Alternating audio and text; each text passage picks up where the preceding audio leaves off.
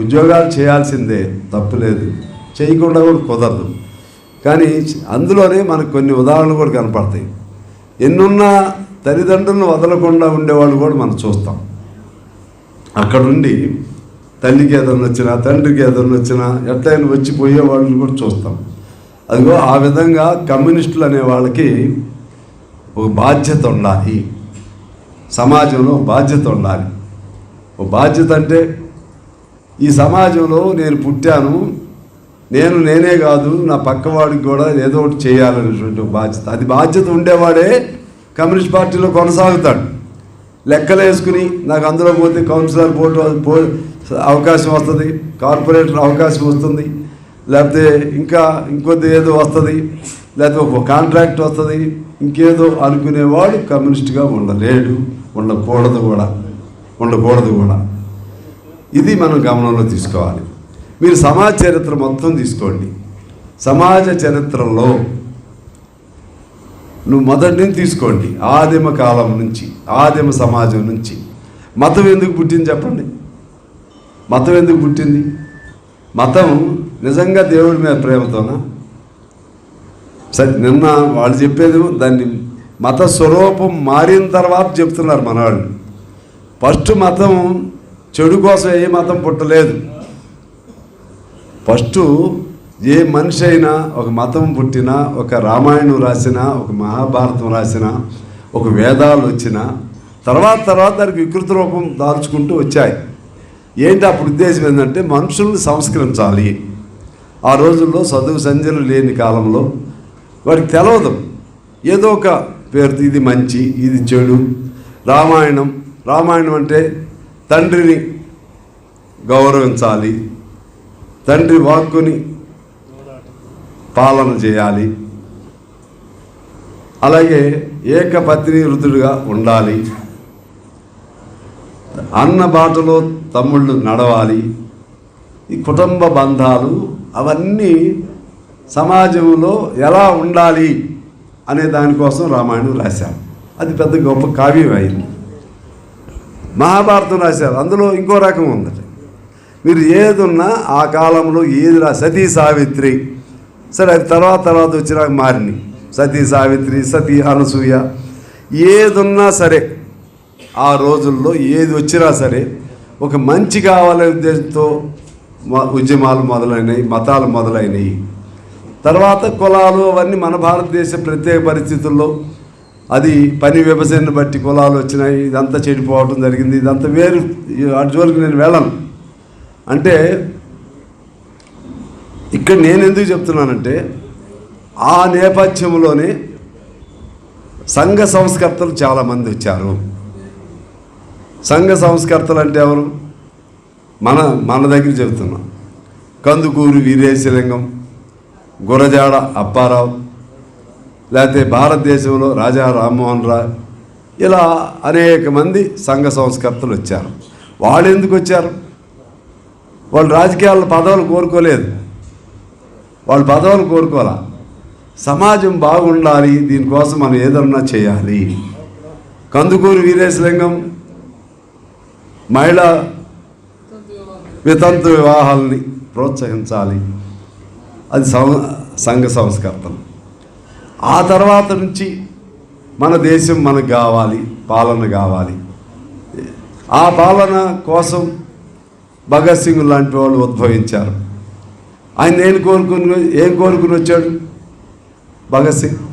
లేకపోతే ఆ కాలంలో ఉన్న ఎవరైనా సరే స్వాతంత్ర సమరంలో పాల్గొని ఉరికంబాలు ఎక్కిన వాళ్ళ కుటుంబానికి ఏం కోరుకున్నారు, వాళ్ళ సొంతానికి ఏం కోరుకున్నారు?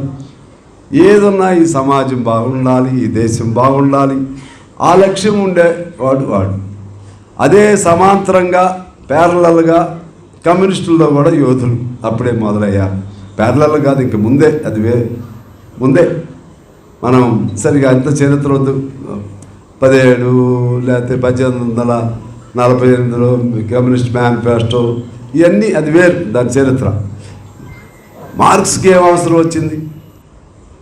మార్క్స్కి గడ్డాలు పెంచుకుని తిండి తినకుండా, బిడ్డ చనిపోతే కూడా పూడ్చడానికి డబ్బులు లేకుండా, బట్టలు వంటి నిండా లేకుండా ఏం అవసరం వచ్చింది?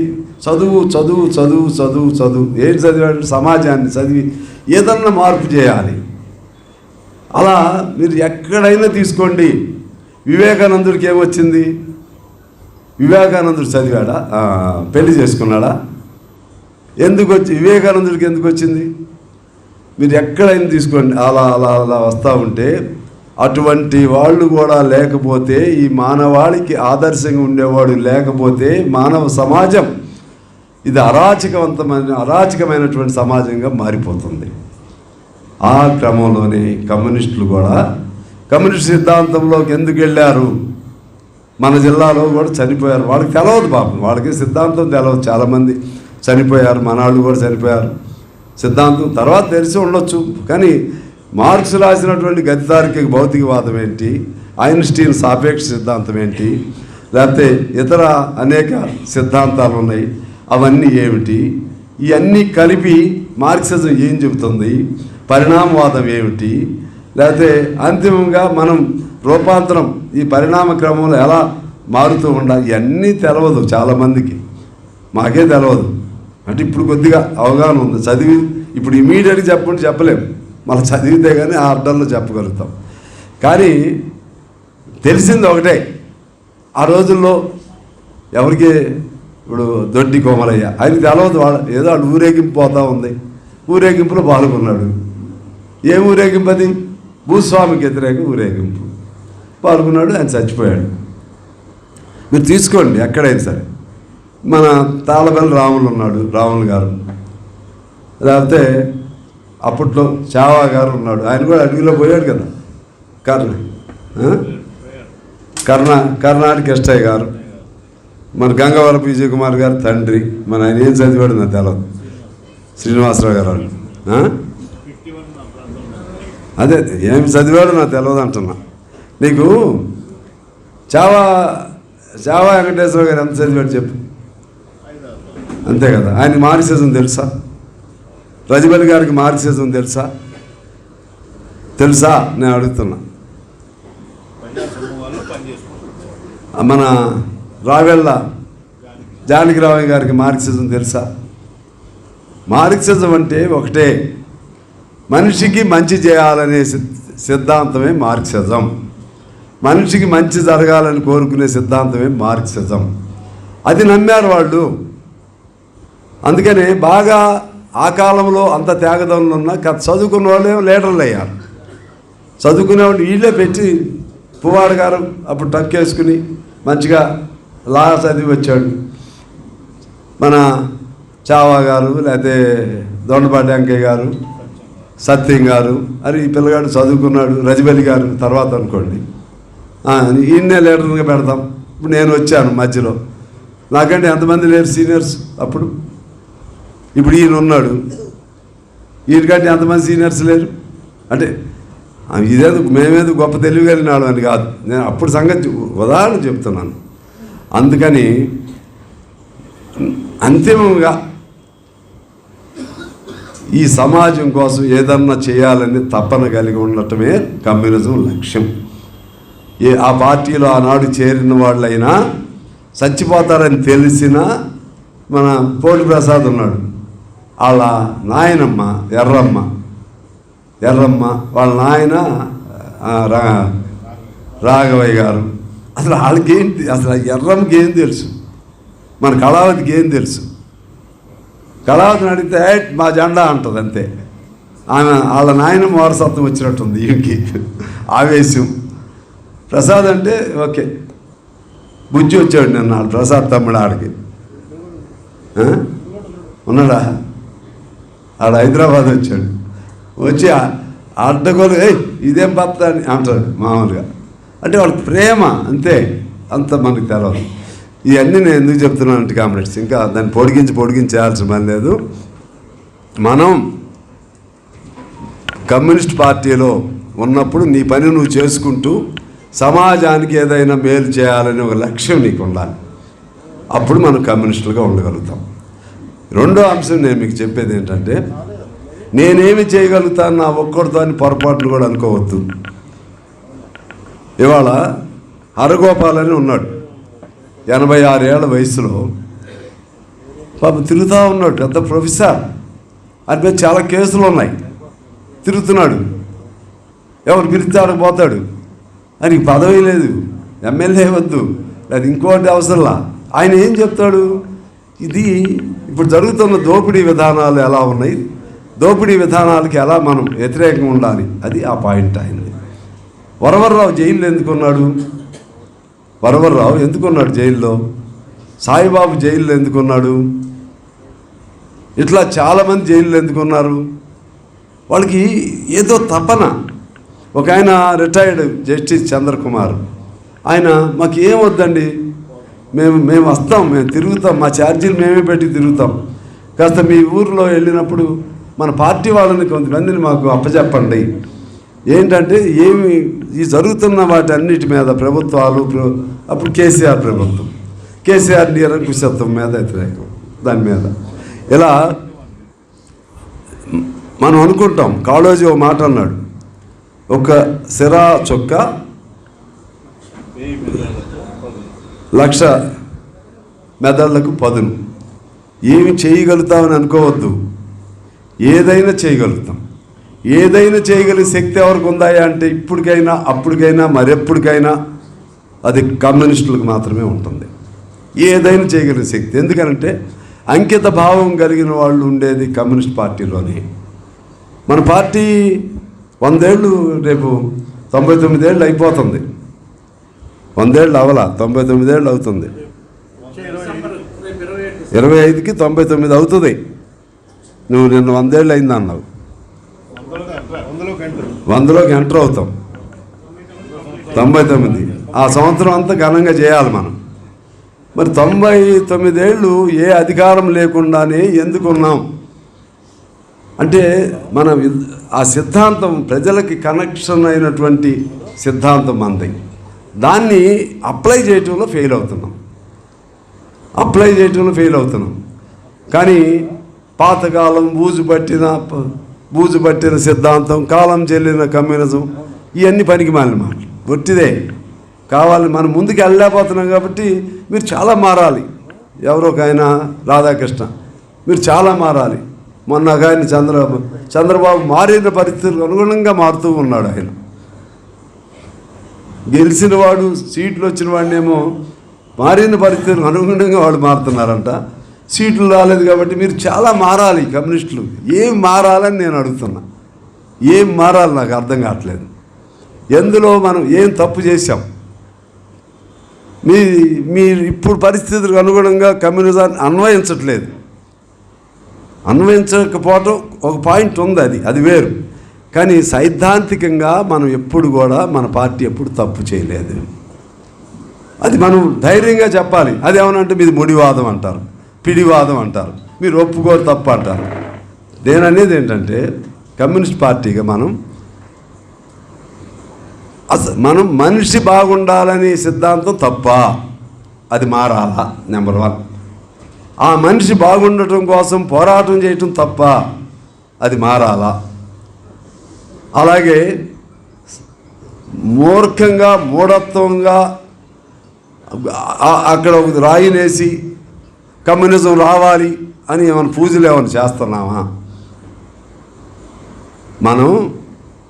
మన కమ్యూనిజం పేరే శాస్త్రీయ సోషలిజం, అంటే సైంటిఫిక్ సోషలిజం. సైన్స్ని ఎలా అప్లై చేయాలో చెప్పిన వాళ్ళం మనమే.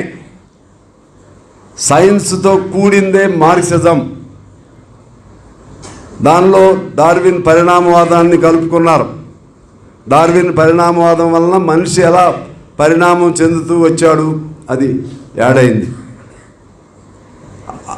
ఐన్స్టీన్ రిలేటివ్ థియరీ, న్యూటన్ ఎవరు? న్యూటన్ అది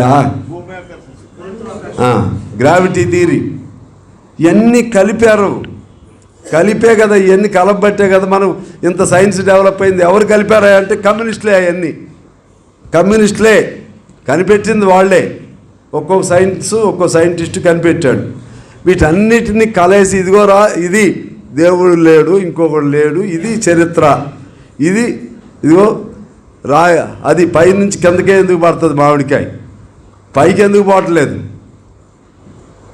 అంటే సైన్స్. భూమిలో ఆకర్షణ శక్తి ఉంది.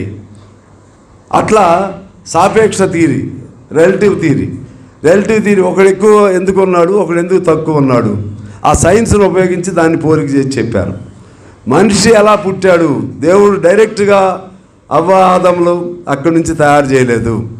బ్రహ్మదేవుడు తలలో నుంచి పుట్టలేదు, బ్రహ్మదేవుడు భుజాల్లో నుంచి పుట్టలేదు. మనిషి పుట్టింది ఎలా అని చెప్పింది డార్విన్. ఇవన్నీ కలిపి చెప్పింది ఎవరు, ఇవన్నీ కలేసి దానికి ఒక మార్గం, ఒక రూపం తెచ్చింది ఎవరు, అది మార్క్సిజం. దాన్ని అందువలన మనం ఏం తప్పు ఏం మారాలి నాకు అర్థం కావట్లేదు. మీరు మారాలి, ఏం మారాలి? ఇప్పుడు నేను అంటున్నా, ఇప్పుడు మన జిల్లాలో మహామహులు మంత్రులు ఉన్నారు. ఆ మంత్రులు మనం కూర్చుందాం ఒక చోట. మరి ఆయన ఏ అంశం మీద ఎక్కువ అవగాహన ఉందో, మనకే అంశం మీద అవగాహన ఉందో కూర్చోబెట్టండి. మరి మారాలి, ఏం మారాలి అంటే, మారటం అంటే ఎట్లా డబ్బులు సంపాదించాలి, ఎట్లా తినాలి, ఎట్లా ఖర్చు పెట్టాలి, ఇది మారేది. వాడు చెప్పేది అది. కమ్యూనిజం మారాలి. అసలు సైన్స్గానే కాదు, సిద్ధాంతమే కాదు, ఈ దేశంలో పరిశ్రమలు కావాలని పోరాటం చేసింది ఎవరు? ఇప్పుడు కూడా మనమే కదా. నాగార్జున సాగర్ కావాలని మన చౌదరి గారు పాట పాడేవాడే,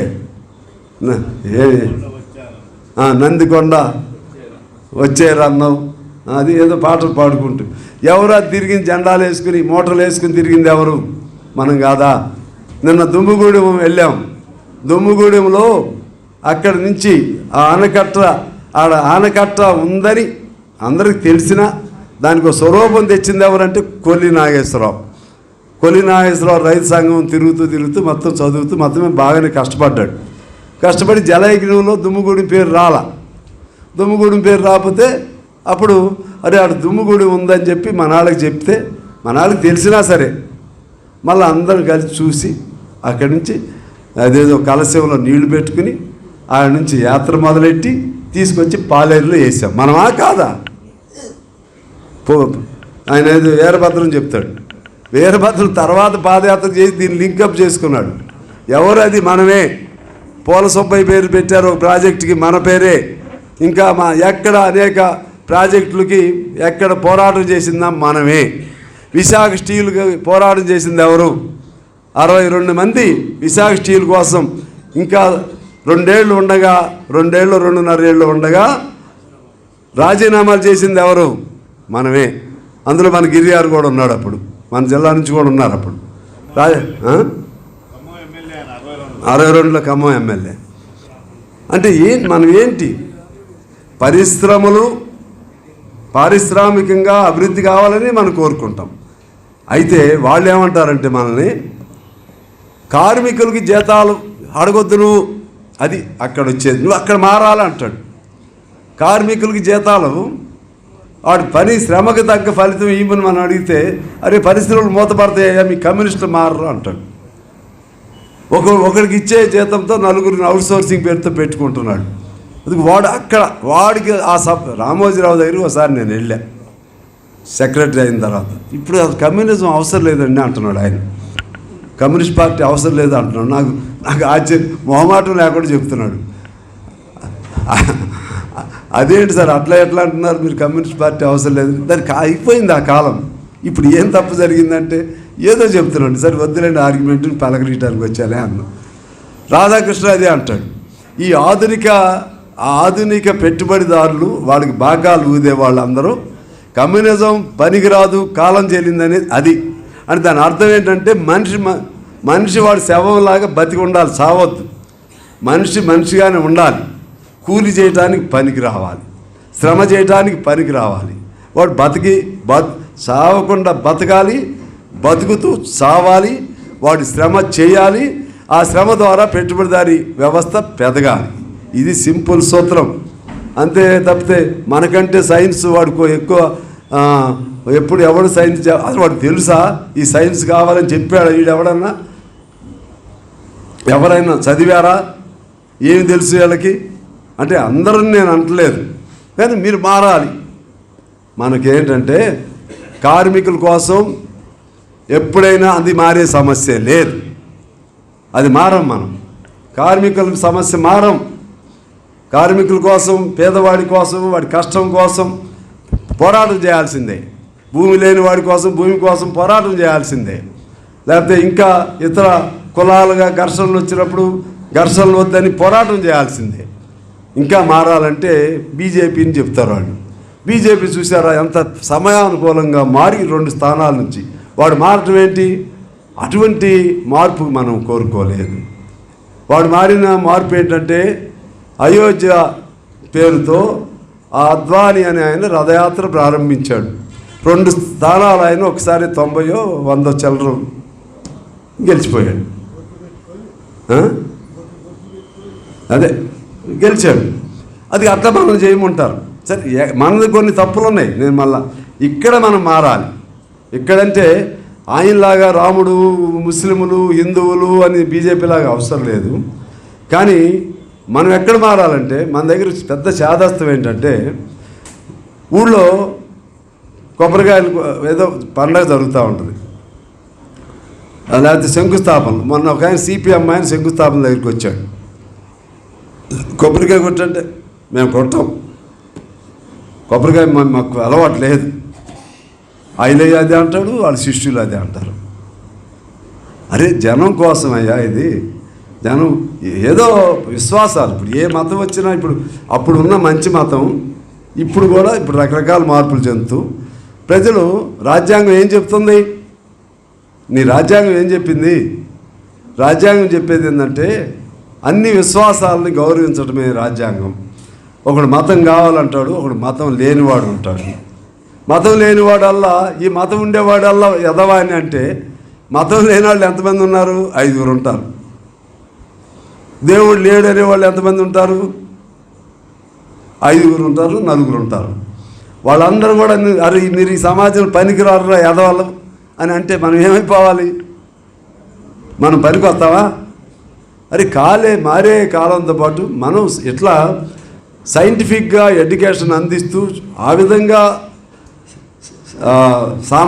దాన్ని ఏమంటారు, శాస్త్ర విజ్ఞానాన్ని ప్రశ్నించే గుణాన్ని, ఆ విధంగా రేషనల్ థింకింగ్ని అంటే హేతువాదాన్ని పెంపొందించుకుంటూ పోతూ ఉండాలి తప్పితే గుడి దగ్గరికి వెళ్ళి నేను కొబ్బరికాయ కొట్టను అంటే వీడు అందరిలో పనికొచ్చేవాడు కాదు, వీడిని వదిలే అంటాడు. అది వేరు కానీ అండ్ కొబ్బరి రైతుల కోసం కొబ్బరికాయ అని కాదు. కానీ అసలు నేను అనేది నేను బొట్టు పెట్టుకోను, నేను కమ్యూనిస్టుని బొట్టు పెట్టుకోను. అరే అదిగా బొట్టు పెట్టుకోవటం అంటే బొట్టు పెట్టుకోకపోతే తప్పు పట్టొద్దు, బొట్టు పెట్టుకుంటే తప్పు పట్టొద్దు. నేను ఉంగరం పెట్టుకోను, నేను క్రాప్ చేయించుకోను, మా తాతలు ముళ్ళు వేసుకుని ఉన్నారు. అది ఉండేవాడు వాడు కమ్యూనిస్ట్ ఎట్ట అవుతాడు? మారే కమ్యూనిస్టులుగా మనం మారాలి. అట్లని మూర్ఖత్వం, మూఢత్వం అది ఉండకూడదు. మతం పేరుతో ఒకరినొకరు చంపుకోవద్దురా అనాలంటే ముందు నువ్వు అక్కడ ఉండాలి, నువ్వు జనంలో ఉండాలి, నీకు రేషనల్ థింకింగ్ రావాలి. అరే థింకింగ్ వచ్చి చెప్పాలి. ఇప్పుడు ఏదైనా సమస్య వస్తుంది, గొడవలు జరుగుతూ ఉంటాయి. మంచిగా కూర్చున్నప్పుడు అరే అయోధ్య ఎప్పుడు వచ్చింది? వాల్మీకి రామాయణంలో రాయబడినటువంటి పదం. వాల్మీకి రామాయణం ఎంతకాలం అయింది రాసి? దాదాపు 5000 సంవత్సరాలు అయింది. రాముడు అప్పుడే పుట్టాడు. అంతకుముందు మరి ఈ లక్షల సంవత్సరాలు కదా మనుషులు పుట్టి, లక్షలు మామూలు కాదు, లక్షల సంవత్సరాల క్రితం మనిషి ఆనవాళ్ళు మొదలైనవి ఏకకణజీవి నుంచి. అది మనం తెలిసుంటే జనంలో విడిగా ఉన్నప్పుడు చెబుతూ ఉంటే వాడికి ఆ మూర్ఖత్వం తగ్గిద్ది. రాముడు మరి మన ఇళ్ళ పేర్లు అందరి ఇంటి పేర్లు సీతారామయ్యలే, లేకపోతే రామారావులు, రామయ్యలు, రామప్రసాదులు, రామకృష్ణులు. ఈ పేర్లన్నీ ఎక్కడి నుంచి వచ్చినాయి? నరేంద్ర మోడీ వచ్చినాక వచ్చినాయా? లేకపోతే బీజేపీ పుట్టినాక పుట్టిందా హిందూ మతం? లేకపోతే హిందువులు ఎప్పటి నుంచి? ఇప్పుడు వాడు వచ్చి ఇది మొత్తం నేను లేకపోతే హిందువుల రక్షణ లేదు అంటున్నాడు వాడు. మరి బ్రిటిష్ వాళ్ళు 200 సంవత్సరాలు పరిపాలించారే, అప్పుడు హిందూ మతానికి ఏమన్నా అయిందా? హిందువులు ఏమన్నా మారిపోయారా? క్రిస్టియన్స్ అయిపోయారా? ముస్లిమ్స్ 200 సంవత్సరాలు పరిపాలించారు కదా, అందరూ ముస్లింలు, హిందువులందరూ ముస్లింలు అయిపోయారా? వాళ్ళే వీళ్ళే. ఇది విశ్వాసం. దీన్ని మనం, అది మనకి బుర్రలో మనకుంటే ప్రజలకి అది చిన్నగా మనం ఆళ్ళల్లో కలిసి ఉంటూ అందించాలి. పూర్వం బ్రహ్మ సమాజం అది పుట్టింది భక్తి ఉద్యమమే. కమ్యూనిస్టులు అందరూ బ్రహ్మ సమాజంలో పాల్గొన్నారు. ఆర్య సమాజం అది పుట్టింది ఒక ఉద్యమమే. ఆర్య సమాజంలో అందరూ పాల్గొన్నారు. మన ఆంధ్ర మహాసభ పాల్గొంది ఏది ఫస్ట్? ఆంధ్ర మహాసభ. ఈ ముందు అదే బ్రహ్మ సమాజంలో, ఈ ఆర్య సమాజంలో ఈ సంఘ సంస్కృతులు అందరూ పాల్గొనేవాళ్ళు. వినాయక చవితిని ఉపయోగించేవాళ్ళు దేశ స్వాతంత్రం కోసం. రామాయణాన్ని ఉపయోగించేవాళ్ళు దేశ స్వాతంత్రం కోసం. నువ్వు మారలేవు, నువ్వు మార్చలేవు. ఇన్ని వందల లక్షల కోట్ల మంది నువ్వు మార్చలేవు. కానీ నువ్వు మార్చగలిగేది ఏంటంటే వాడి మనసులో మూర్ఖత్వం లేకుండా అన్నదమ్ముల్లాగా కలిసి ఉండే జీవన విధానాన్ని నువ్వు మార్చగలుగుతావు. నీ లక్ష్యం ఏంటి? మతం కోసం ఆ కమ్యూనిస్ట్ పార్టీ పుట్టింది. అది మత ద్రోహం, మత విద్రోహాలు జరగకుండా ఆపి మానవాళిని రక్షించడం నీ లక్ష్యం. కేవలం మతమే కాదు, అంతిమ నీ లక్ష్యం ఏంటి? మనిషి మంచిగా బతకాలి. మనిషి కోసం పుట్టిన సిద్ధాంతం ఏదైనా ఉందంటే ఈ ప్రపంచంలో కేవలం మనిషి కోసం, మనిషి అస్తిత్వం కోసం, మనిషి శ్రేయస్సు కోసం, మనిషి అభివృద్ధి కోసం, మనిషి సుఖజీవన కోసం పుట్టిన సిద్ధాంతం ఏదైనా ఉందంటే అది కమ్యూనిస్ట్ సిద్ధాంతం మాత్రమే. దానికోసం ఇవన్నీ మనం జాగ్రత్తగా అధ్యయనం చేయాలి. అందుకని మనం మారాల్సింది ఎక్కడంటే అన్నీ మూర్ఖుల్లాగా మూఢత్వంతో ఉండటానికి వీల్లేదు. ఇది మారితేనే ఒకసారి కమ్యూనిజం వస్తుందా? ఇది ఒక భాగం. ముందు సమాజంలో ఇప్పుడు మా సురేష్ వాళ్ళు ఉన్నారు, రామాయణ అదేది మన శ్రీరామనవమిలో మన పార్టీ వాళ్ళు పాల్గొంటున్నారు లేదా? పాల్గొకపోతే ఏమైపోతాడు ఆయన? పార్టీ ఆడ ఉంటుంది. కొణిజర్లు ఉంది, నేను చూసా. మీ కొణిజర్ల ప్రతి పోటాపోటీలు కదా, ఇది కమ్యూనిస్టు రాదం, ఇది కాంగ్రెస్ రాదం. అరే మా సిద్ధాంతం అది కాదంటే నువ్వు జనంలో ఉండగలుగుతావా? కాదే ఉంటూ మూర్ఖుడిగా ఉండకూడదు. ఇది కొంత మారాలి మనం. ఇంకా మార్పు ఏమి రావాలి అంటే నిర్మాణమే మార్పు రావాలి. ఇంకా రావాల్సిన మార్పు ఏంటంటే ఈ సిద్ధాంతం ఇంక మార్చాల్సిన పని లేదు. కాకపోతే కొన్ని దేశాల్లో కమ్యూనిజం అనే పేరు తీసేశారు. అదేంటంటే జనంలో కమ్యూనిజం అంటే ఎక్కట్లేదు కొన్ని దేశాలు. దానికి ఏదో సోషల్ డెమోక్రటిక్ పార్టీలో, ఇంకేదో సోషలిస్ట్ పార్టీలో ఇట్లా పేర్లు మార్చుకున్నారు. మనవాళ్ళు కూడా మన తెలంగాణ రాష్ట్రం ఏర్పాటైనప్పుడు కమ్యూనిజం అనే మాసపత్రిక ఉండేది. మనవాళ్ళకి కూడా ఆ చైతన్యం ఎక్కువైపోయి కమ్యూనిజం పేరు వస్తే జనం చదవరని శాస్త్రీయ సోషలిజం అని పేరు మార్చారు. ఏం జితేందర్ మనకు వస్తుంది, వారానికి ఒకసారి వస్తుందా, నెలకి. దాని పేరు శాస్త్రీయ సోషలిజం. అది చక్కగా ఉన్న కమ్యూనిజం పేరు తీసేసి విశాలాంధ్ర పేరు తీసి ఆడేదో మన తెలంగాణ. అది కాదు. ఇప్పుడు దేవుడి మీద నమ్మకం లేదు, నారాయణ తీసేయాలా? సాంబశివరావు పేరు తీసేయాలా దేవుడి మీద? ఏ పేరు? అసలు మన లక్ష్యం ఒకటైతే ఈ పనికి మాలిని అని పెట్టుకుని వాడు హాయిగానే ఉంటున్నాడు. ఆంధ్రజ్యోతి, మరి వాడి పేపరే చదువుతున్నారు కదా. ఆంధ్ర ఇంకేమి ఉన్నాయి కదా. సరే ఈనాడు అంటే ఆంధ్రప్రభ వాళ్ళకి చదువుతున్నారు కదా. అంతా అసలు వదిలేసి కృత్రిమంగా ఈ మూర్ఖత్వంతో మనకు వచ్చే ప్రాబ్లం. దాన్ని ఎలా ప్రమోట్ విశాలాంధ్ర పబ్లిషింగ్ హౌస్ ఉండేది మనకి, నెంబర్ 1గా ఉండేది మనకి. ఆ పేరు తీసేశారు. నవచేతనం ఏదో పెట్టారు. నవచేతనం పెడితే ఇప్పుడు ఎవరికి తెలవదు. అది అసలు ఎక్కడ బ్రాండ్ పోయింది. అంటే పేరు వద్దంటావు, ఇదంటావు, మరి పోనీ ఇంకే మరి మనం ఎక్కడికి ఏదో ఒకటి కష్టపడాలి కదా. అందుకని నేను అనేది ఏంటంటే మనం మారాలి అంటే ఇటువంటి పనికి మాలిన మూర్ఖత్వాల నుంచి బయటకు రావాలి. ఇంకా మారాలి. ఇంకెక్కడ మారాలి? సిపిఎం అది మార్క్సిస్ట్ పార్టీ కాదు, మూర్ఖిస్ట్ పార్టీ అని మనం అంటాం. సరే, వాడు మనల్ని ఏదో అంటాడు, మన లోపం ఉంటే మనం మారాలి, వాడు ఏమైనా మూర్ఖుడైతే వాడు మారాలి. ఆడిని మించినాడు ఇంకోడు ఉన్నాడు నక్సలైట్, ఆడు మారాలి. ఆడిని మించినాడు ఇంకోడు ఎవడో పుట్టుకొస్తున్నాడు, వాడు మారాలి. అందరం ఆ విధంగా మార్పు వచ్చి అందరం ఒకటైతే ప్రత్యామ్నాయం మనమే అవుతాం. మన ఆశాదాయకమైన పరిస్థితి ఏంటంటే చాలా దేశాల్లో మళ్ళీ కమ్యూనిస్టులు ఇప్పుడు మళ్ళా కమ్యూనిస్ట్ పార్టీ పేరుతోనే ఓట్లు వస్తున్నాయి, లెఫ్ట్ పేరుతో ఓట్లు వస్తున్నాయి, అధికారాల్లోకి వస్తున్నారు. అధికారాల్లోకి సరే అవి ఉంటాయా? పోయిన చోట కూడా మళ్ళీ వస్తున్నారు. అప్పుడు చిలీ ఇటువంటి దేశాలు ఉన్నాయి కదా, అది దక్షిణ అమెరికా, అదే లాటిన్ అయినా దక్షిణ అయినా అదే. ఒక్కసారి ఒక విప్లవ జ్వాలలాగా అన్ని దేశాల్లో కమ్యూనిస్టులు వచ్చారు. మళ్ళీ చిన్నగా దెబ్బతిన్నారు, ఈ మధ్య దెబ్బతిని మళ్ళీ వస్తున్నారు. అంటే ప్రజాస్వామ్య వ్యవస్థలో మార్పు జరుగుతూ ఉంటుంది, కానీ కమ్యూనిజం బతికి ఉంది అక్కడ. చాలా దేశాల్లో, మన జర్మనీలో పెద్ద పెద్ద మేయర్షిప్లు గెలిచారు. సిపిఐ అదే కమ్యూనిస్ట్ పార్టీ ఆఫ్ జర్మనీ మేయర్లు గెలిచారు. చాలా దేశాలు, నేపాల్ ఉంది, ఎంత కింద పడ్డా సరే మళ్ళీ కమ్యూనిస్టులే ఏదో పేరుతో 2-3 పార్టీలైనా నేపాల్లో ఉంటున్నారు. మీరు ఎక్కడైనా తీసుకోండి. అంటే మనం అనుకుంటున్నాం, కానీ అక్కడ అందరూ ఒకటైన చోటల్లో అధికారంలోకి వస్తున్నారు. ఏదో ఒక టర్నింగ్ పాయింట్ రావాలి. ఒక నెంబర్ 1 టర్నింగ్ పాయింట్ కమ్యూనిస్టులు అందరూ ఒకటి అవ్వాలి, ఎప్పుడోసారి అవ్వాలి. నెంబర్ 2, ఈ దేశాన్ని ప్రభావితం చేస్తున్న గొప్ప అంశాన్ని ఏదో తీసుకోవాలి, దాని మీద మనం పెద్ద ఉద్యమానికి శ్రీకారం చుట్టాలి.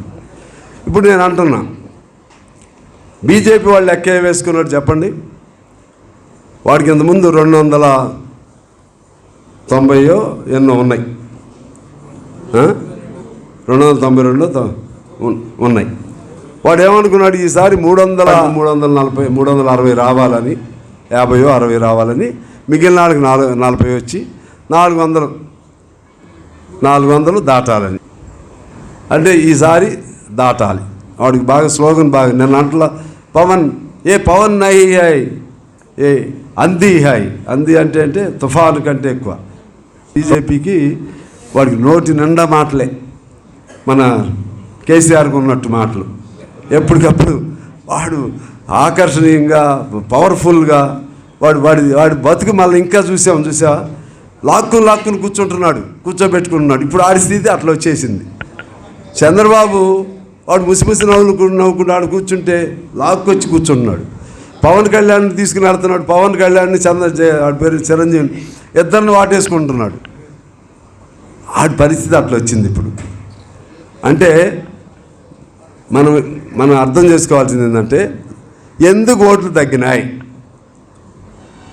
ప్రజలు చాలా, ఏ దేశంలో అయినా సరే ప్రజలు కాకపోతే ఒక దశాబ్దం వెనకబడి ఉండొచ్చు ఉద్యమాలలో.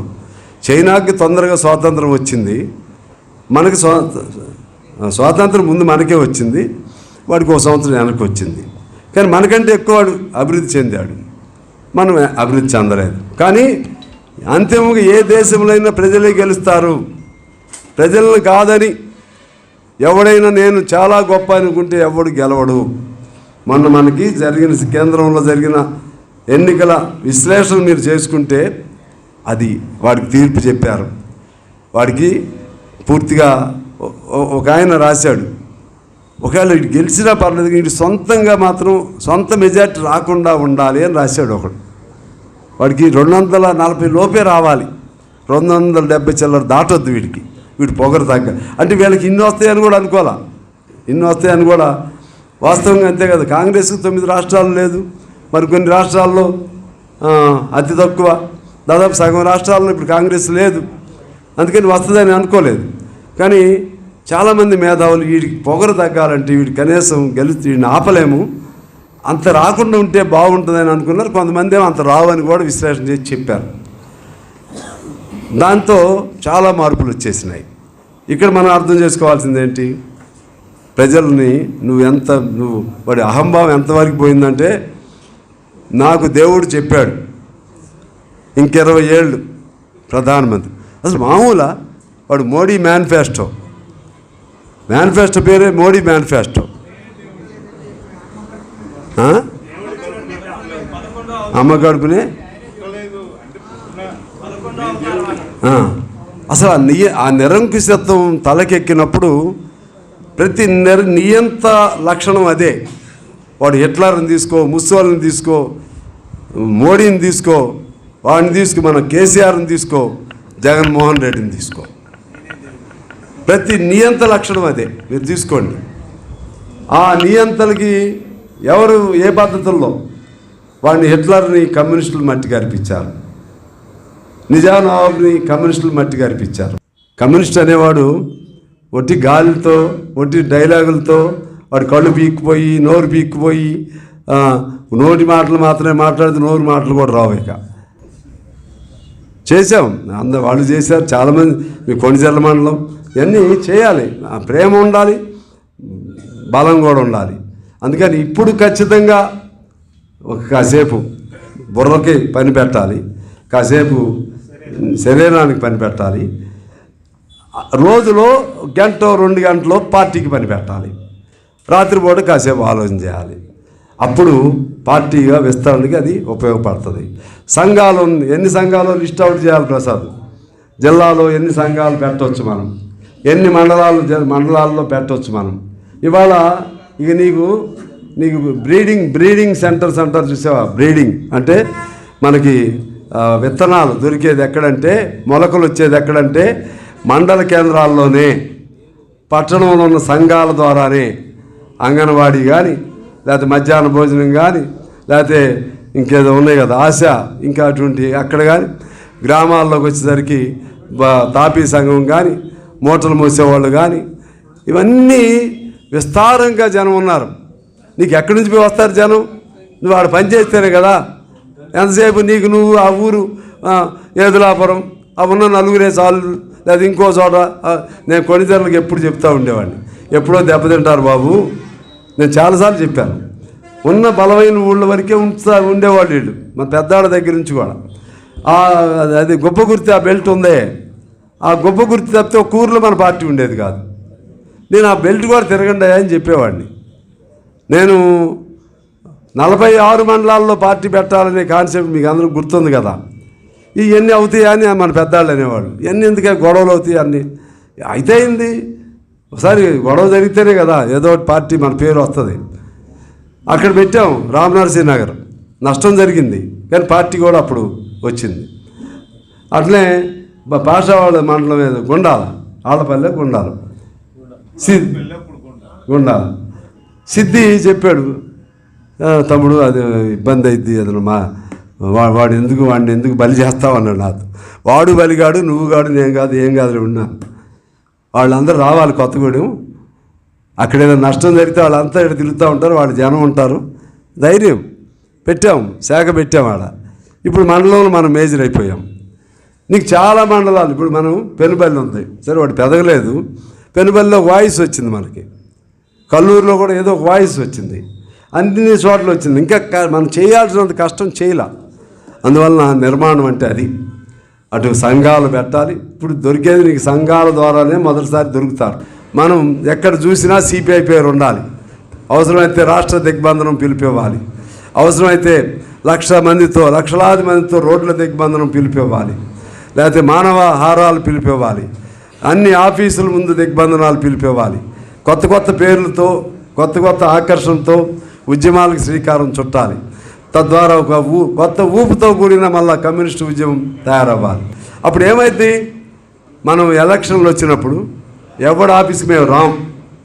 పొత్తులు ఎవడన్నా వచ్చాడనుకో, మాకు ఇన్ని స్థానాలు ఇస్తే పొత్తయ్యా, మనలాగా ఇరికించుకుని ఓకే మీరు ఏదంటే ఎంతమంది ఫోన్లు మనకి మొన్న ఆడ నుంచి వచ్చి కాంగ్రెస్ ఫోన్లోకి వెళ్ళే వరకు మన చుట్టుపడ్డారు. ఫోన్లో పోయినా ఈడు ఎక్కడికి పోతాడే అనుకున్నారు.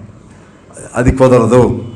ఆ లెక్క తీసుకుని మనాళ్ళకు కూడా చెప్పాలి. మనాళ్ళకు కూడా ఏంటంటే ఒకవేళ పొత్తులో కుదరకపోతే త్యాగం చేయడానికి కూడా, ఒకవేళ పొత్తు కుదిరితే కొన్ని త్యాగం చేయాలి, కానీ ఎక్కువ స్థానాలు రావాలి. ఆ విధంగా పార్టీని మరలా కొత్త పద్ధతుల్లో, కొత్త ఉద్యమాల ద్వారా మరలా పార్టీ పెరుగుదలకి అసెంబ్లీలో కూడా శ్రీకారం చుట్టే విధంగా అందులో రేపు జమిలి ఎన్నికలు వస్తాయి. ఈ జమిలి ఎన్నికల్లో పార్లమెంటు అన్నీ కలిపి ఉంటాయి, సీట్ల సంఖ్య పెరుగుతుంది. మొత్తం ఇప్పటి నుంచి దాన్ని చేయకపోతే మాత్రం కామ్రేడ్స్ నేను సీరియస్గా చెప్తున్నాను, నాకు నేనే సీరియస్గా అనుకుని నా భావన మీకు చెప్తున్నాను. సీరియస్గా అంటే మీకు వార్నింగ్ కాదు, ఎందుకంటే చేయాల్సిన వాళ్ళు పైన ఉండేవాళ్లే కదా చేయాల్సింది. సీరియస్గా తీసుకుందాం అందరం పని తీసుకుంటే పార్టీ బతికిద్ది. దానికి శ్రీకారం చుట్టగలిగిన జిల్లా ఖమ్మం జిల్లా మాత్రమే. ఖమ్మం జిల్లా మాత్రమే. మనకు కావాల్సింది ప్రేమ కావాలి, పార్టీ పట్ల కావాల్సింది సమాజానికి నేను ఏదైనా చేయాలనే ప్రేమ కావాలి. ఏదన్నా చేయాలనే ప్రేమ కమ్యూనిస్ట్గా ఉంటేనే వస్తుందని తెలియజేస్తూ మీ అందరికీ హృదయపూర్వక నమస్కారాలతో సెలవు. Thank you.